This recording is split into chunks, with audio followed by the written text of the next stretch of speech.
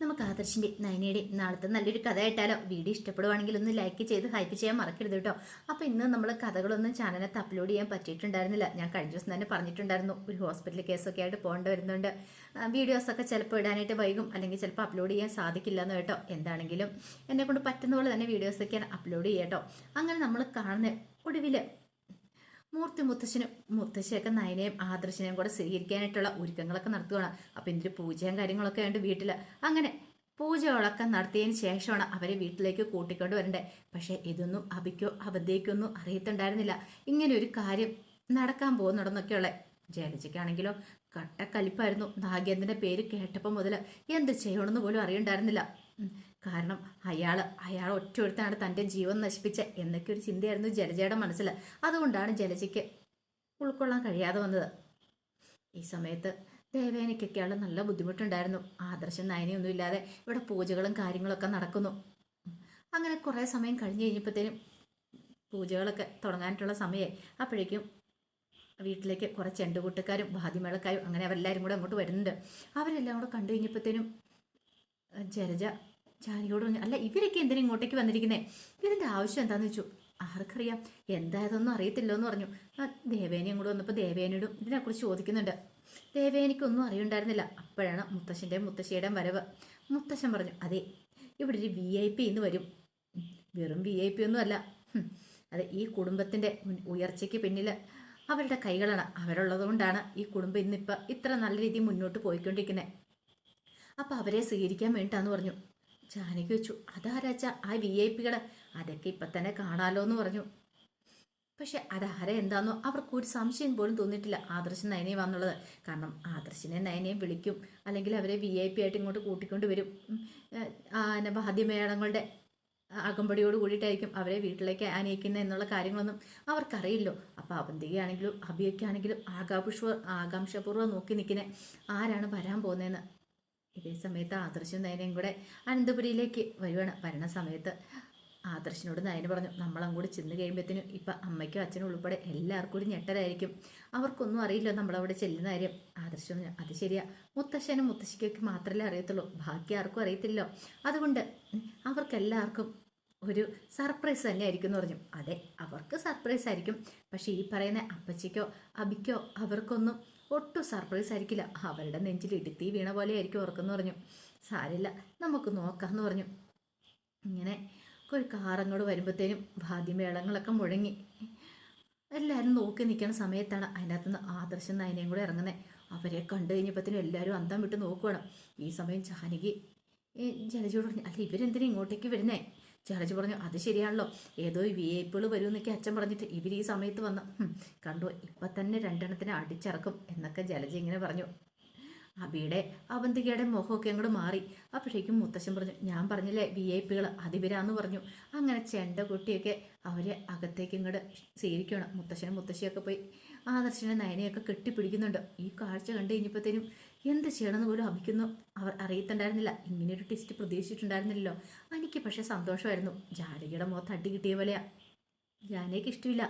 ജാനകിയുടെ വിചാരം ഇനിയിപ്പോൾ ആദർശങ്ങാനും തിരികെ വന്നിട്ടുണ്ടെങ്കിൽ തൻ്റെ മോൻ്റെ സ്ഥാനം പോവോ, MD സ്ഥാനം പോവോ എന്നൊരു പേടിയും കാര്യങ്ങളൊക്കെ ഉണ്ടായിരുന്നു.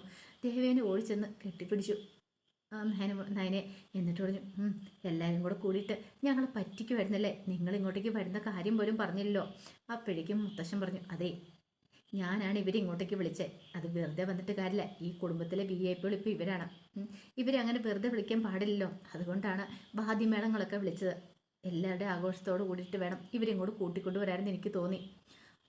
ആ സമയം ജയൻ പറഞ്ഞു, അല്ലച്ചാ എന്നിട്ട് ഇന്നലെ വൈകുന്നേരം പോലും അച്ഛനോട് ഇതിനെക്കുറിച്ച് സംസാരിച്ച് കഴിഞ്ഞപ്പോൾ അച്ഛൻ പറഞ്ഞ എന്താ, ആദർശനെ നയനെ ഇങ്ങോട്ട് വിളിക്കുന്നില്ല എന്നല്ലേ? അതൊക്കെ ഞാൻ പറഞ്ഞു, പക്ഷേ അതൊന്നും അല്ലായിരുന്നു അതിൻ്റെ സത്യാവസ്ഥ.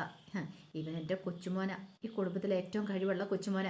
അവനെ എനിക്ക് അങ്ങോട്ട് വെറുക്കാൻ പറ്റുമോ? അവനെ ഇറക്കി വിടാൻ പറ്റുമോ? ഒരിക്കലുമില്ല. അവനെ അങ്ങനെ വിട്ടിട്ടുണ്ടെങ്കിൽ പല കാര്യങ്ങളും തെളിയേണ്ടതുണ്ടായിരുന്നു, പുറത്ത് വരേണ്ടതുണ്ടായിരുന്നു. അതിനു വേണ്ടിയിട്ട് മാത്രമാണ് അവൻ മാറുന്നേ. വേറെ പലർക്കും ചില വിചാരങ്ങളൊക്കെ ഉണ്ടായിരുന്നു. ഇനിയിപ്പോൾ ആദർശി വീട്ടിലേക്ക് കയറി വരില്ല എന്ന്. അങ്ങനെ മുത്തശ്ശി ദേവേനോട് പറഞ്ഞു, ദേവേനി നീ പോയി വിളക്കം എടുത്തോണ്ടെന്നേ, ആരതേക്ക് എടുത്തോണ്ടെന്നേ, ആരതേക്ക് ഒഴിഞ്ഞ് വേണം കയറ്റാമെന്ന് പറഞ്ഞു. അങ്ങനെ നിലവിളക്കൊക്കെ എടുത്ത് ആരതേക്ക് എടുത്ത് അങ്ങനെ ആരതേക്ക് ഒഴിഞ്ഞാണ് ആദർശനെ നയനയും കൂടെ അകത്തേക്ക് കയറ്റിക്കൊണ്ട് പോകുന്നത്. ചെറുജ അഭിനെ ഒന്ന് രൂക്ഷമായിട്ട് നോക്കി. നവ്യക്ക് സന്തോഷമായ കാഴ്ച കണ്ടപ്പം നവ്യ ഒത്തിരി ആഗ്രഹിച്ചിരുന്നൊരു കാര്യമാണിത്. പക്ഷെ നവ്യ അത് പുറമേ ഒന്നും കാണിച്ചില്ല. പുറമേ കാണിക്കാൻ പറ്റില്ലല്ലോ. പുറമേ കാണിച്ചാലേ പിന്നെ തൻ്റെ മേലെ സംശയം ഉണ്ടാവും എന്നറിയുന്നതുകൊണ്ട് പുറമേ ആ ഒരു ഇത് കാണിച്ചത് പോലും ഇല്ല. അങ്ങനെ ഹാളിലേക്ക് വന്നു കഴിഞ്ഞപ്പോഴത്തേനും മുത്തശ്ശൻ പറഞ്ഞു, ഇത്രയും നാൾ എൻ്റെ കൊച്ചുമോനെ മരുമോളെ ഞാൻ മാറ്റി നിർത്തി. അതെന്തുകൊണ്ടാണെന്നുള്ള കാര്യങ്ങളൊക്കെ അവരോട് ഞാൻ വ്യക്തമായിട്ട് പറഞ്ഞിട്ടുണ്ട്. ഒരിക്കലും എനിക്ക് ഇവരെ വെറുക്കാനായിട്ട് പറ്റില്ല. ആദർശം നയനമോളും ഉള്ളതുകൊണ്ട് മാത്രം ഇപ്പം ഈ എൻ ജ്വല്ലറി പിന്തള്ളിക്കൊണ്ട് മൂർത്തി ജ്വല്ലറി ഒന്നാമതെത്തിയിരിക്കുന്നത്. നയനമോളുടെ കഴിവ് അതൊരിക്കലും പറഞ്ഞാലും തീരത്തില്ല. കാരണം ഇപ്പം തന്നെ ഡിസൈൻ ഫെസ്റ്റിൽ ഒന്നാം സ്ഥാനത്ത് എത്തിയതുകൊണ്ടാണ് മൂർത്തി ജ്വല്ലറി വീണ്ടും ഒന്നാം സ്ഥാനത്തേക്ക് വന്നത്. പിന്നെ പലരുടെയും കള്ളത്തരങ്ങളൊക്കെ കണ്ടുപിടിച്ചല്ലോ എന്നൊക്കെ പറഞ്ഞു. അങ്ങനെ എന്ത് ചെയ്തു, അവരൊക്കെ വന്നതിന് ശേഷമാണ് പൂജകളൊക്കെ അതിഗംഭീരമായിട്ട് നടക്കുന്നത്. ഒരിടത്തേക്കും പോകാൻ നിവൃത്തിയില്ലാത്തതുകൊണ്ട് ജലജീവിനെ അതൊക്കെ കണ്ടും കേട്ടും അക്ഷമയായിട്ട് നിൽക്കുകയാണ്. എന്തേലും പറയാനും ചെയ്യാനും പറ്റുമോ? ഇതേ സമയത്ത് അവന്തികയ്ക്കാണെങ്കിൽ വല്ലാത്തൊരു സങ്കടമായിരുന്നു. അവന്തിക അഭിയെ വിളിച്ചോണ്ട് അങ്ങോട്ട് മാറിപ്പോയി. അഭിയോട് പറഞ്ഞു, നമ്മൾ ഉദ്ദേശിച്ച പോലെ ഒന്നുമല്ല കാര്യങ്ങൾ, കണ്ടില്ലേ കിളവൻ പോയി അവരെ വിളിച്ചത് കണ്ടോ, ഇനി മിക്കവാറും സ്ഥാനം അവർക്കായിരിക്കും എന്ന് പറഞ്ഞു. അഭി പറഞ്ഞു, അത് പിന്നെ പറയാനുണ്ടോ, ഇപ്പോൾ ഒന്നുമല്ലാതായി തീരാൻ പോവാ.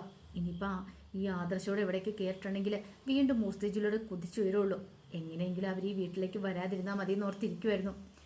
അവന്തിക പറഞ്ഞു, അതെങ്ങനെ ശരിയാകും അഭിയേട്ടാ, പിന്നെ എൻ്റെ കല്യാണം അതെനിക്കിപ്പോഴത്തെ ടെൻഷൻ. ഇനി ഇവരും കൂടെ വന്നിട്ടുണ്ട് എൻ്റെ കല്യാണത്തിന് എന്തെങ്കിലും മുടക്കങ്ങൾ വരുമെന്നോ? അങ്ങനെയൊന്നും ഉണ്ടാകത്തൊന്നുമില്ല. നീ ധൈര്യമായിട്ടിരിക്കുക. കല്യാണം ഒന്നും മുടങ്ങാനൊന്നും പോകുന്നില്ല. കല്യാണമൊക്കെ നടക്കേണ്ടതുപോലെ തന്നെ നടക്കും. ഒരു പ്രശ്നമൊന്നും ഉണ്ടാകത്തില്ല എന്ന് പറഞ്ഞു.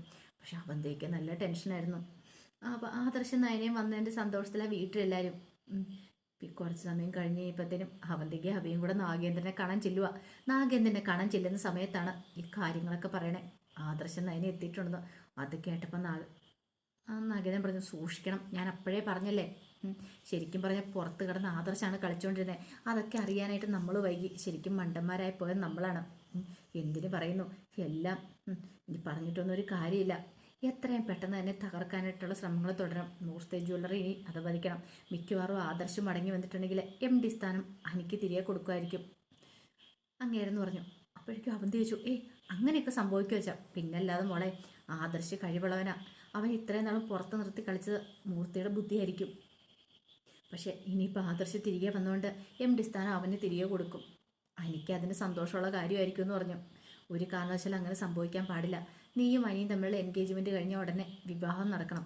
വിവാഹം നടന്നു കഴിഞ്ഞാൽ നീ അനിയോട് കർശനമായിട്ട് പറയണം, MD സ്ഥാനത്ത് നിന്ന് മാറാൻ പാടില്ല. നീ എതിർക്കണം അതിനെ.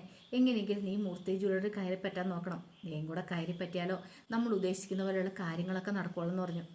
അവന്തി പറഞ്ഞു, അതൊക്കെ ശരിയാച്ചാ. പക്ഷേ എങ്കിൽ ആ ആദർശം നയനയും വന്ന് എനിക്ക് ഒട്ടും ഇഷ്ടപ്പെട്ടിട്ടില്ല. വരില്ല എന്ന് കരുതിയിരുന്നല്ലേ, അവരവിടെ നിന്ന് അടിച്ചിറക്കി വിട്ടല്ലേ, വീണ്ടും വന്നില്ലേ. സാരമില്ല പോട്ടെ മോളെ, ഇതിനുള്ള പണി നമുക്ക് കൊടുക്കാമെന്നൊക്കെ പറഞ്ഞു.